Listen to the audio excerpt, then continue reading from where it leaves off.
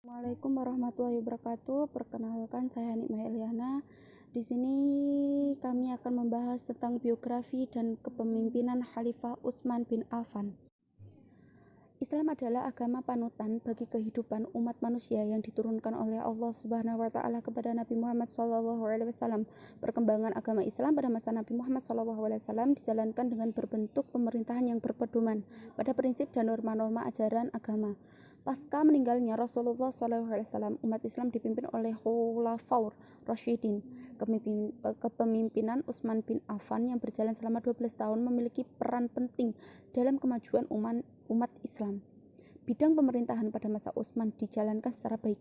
Hal tersebut bisa dilihat dari kejayaan pemerintahan Islam. Masa pemerintahan Utsman bin Affan memiliki peran dan pengembangan kekuasaan Islam.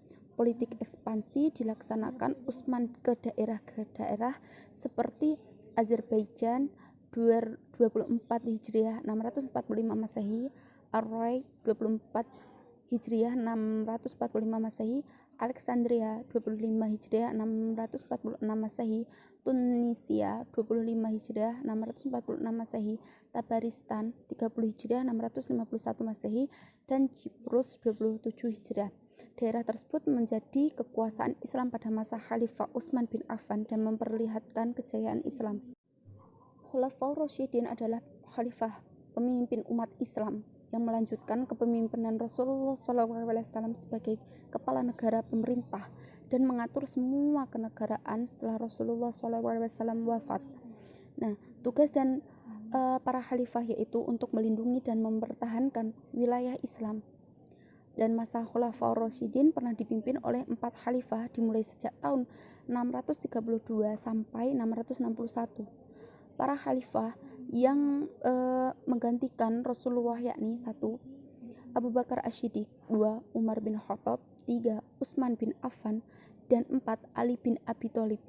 Utsman bin Affan menjadi khalifah ketiga setelah penggantian Umar bin Khattab yang meninggal dunia. Umar bin Khattab sebelum meninggal menunjuk 6 orang untuk menjadi anggota Dewan Syura yang bertujuan untuk memusyawarahkan pemilihan khalifah berikutnya. 6 anggota yang terpilih adalah Utsman bin Affan, Ali bin Abi Thalib, Abdurrahman bin Auf, Sa'ad bin Abi Waqqas, Zubair bin Al-Awwam, dan Talhah bin Abdillah. Abdurrahman bin Auf selaku ketua Dewan Syura melakukan musyawarah dengan anggota yang lain untuk memilih 2 orang kandidat. Kaum muslimin memilih Utsman bin Affan menjadikan khalifah karena Utsman memandang Utsman bin Affan ini lebih tua dan perilakunya dipandang lebih lembut. Utsman bin Affan ini memiliki nama lengkap Utsman bin Affan bin Abdi al-Ash bin Umayyah bin Abd al-Manaf. Utsman bin Affan lahir pada tahun 576 Masehi di Taif, 6 tahun setelah kelahiran Rasulullah SAW. Bapaknya bernama Affan dan ibunya bernama Arwah binti Quraisy bin Rabbah bin Habib Abdisyam bin Abdi Manaf. Utsman bin Affan memiliki fisik tidak pendek dan tidak juga tinggi, berkulit lembut, berbadan padat, berahang besar dan berjenggot lebat, berpaha besar, berdada lebar, berambut lebat dan berjenggot pirang. Khalifah Utsman bin Affan adalah keturunan dari Bani Umayyah yang kaya raya dan dermawan. Utsman bin Affan masih memiliki ikatan kekeluargaan dengan Rasulullah, di mana nenek Utsman bin Affan yang bernama Ummu Hakaim dan ayah Rasulullah yang bernama Abdullah saudara kandung. Dalam peran-peran dakwahnya dalam Islam, Utsman bin Affan menjadi khalifah selama 12 tahun. Hal ini merupakan waktu pemerintahan terlama di zaman Khulafaur Rasyidin. Masa pemerintahan Utsman bin Affan terbagi dalam 2 periode, di mana 6 tahun merupakan masa pemerintah yang baik, sedangkan di 6 tahun sisanya merupakan masa pemerintahan yang buruk. Hal yang membuat banyak masyarakat kecewa pada masa kepemimpinan Utsman adalah kebijakannya mengangkat keluarga dalam kedudukan tinggi. Yang terpenting diantaranya adalah Marwan bin Hakam. Dialah pada dasarnya yang menjalankan pemerintahan, sedangkan Utsman hanya menyandang gelar khalifah. Prestasi yang terpenting dalam masa pemerintahan Utsman adalah menulis kembali Al-Quran yang telah ditulis pada zaman Abu Bakar yang pada waktu sehingga hal itu membuat bersatunya kaum muslimin pada saat mushaf yang seragam ejaannya, bacaannya, dan susunan surahnya.